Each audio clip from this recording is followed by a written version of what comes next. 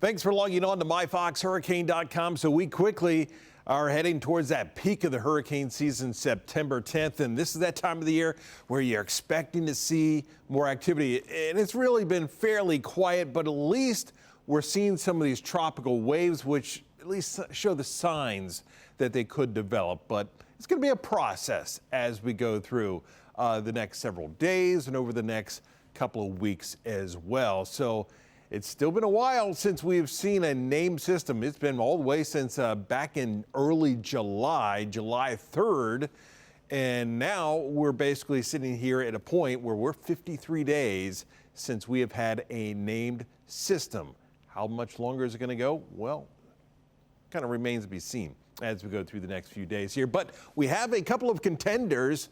The first one is this one area here that is now working its way over the Windward Islands. About a 20% chance the Hurricane Center is putting of some possible development over the next 5 days. You notice 0% over the next couple of days. This one is going to definitely take some time to develop.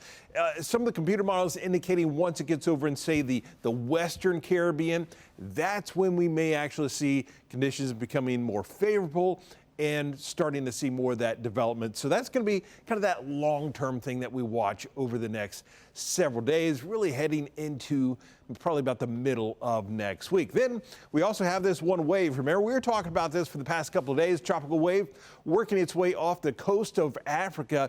It has now worked its way off the coastline, looking pretty impressive. But you know what? We've said that how many times now, where we get these fairly impressive looking tropical waves moving off the coastline, then that dry air takes a hold of these systems and they just kind of dissipate. So we've got to watch that closely. But again, it's going to take some time for that one to develop. Here's a closer view of that first one. You can see it's fairly well developed. It's small, but there's quite a bit of convection with that as it's working its way over the islands. Now it is shifted into the Caribbean, and it does look like it'll continue to work its way fairly quietly across the Caribbean over the next several days.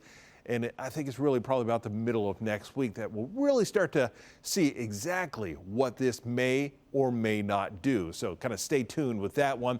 And then you just have this disorganized area of convection. This is along that intertropical convergence zone, the ITZ.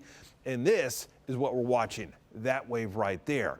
And computer models indicating slow development as we go through the next several days. In fact, you watch that same idea on the Fox model. Here's that first area moving through the Caribbean, just really not seeing much with it, but it will hold itself together. And then we just kind of focus in on this area as we head through the weekend and into the first part of next week. That long range view, this is the European model, same idea. Really, in the short term, nothing going on.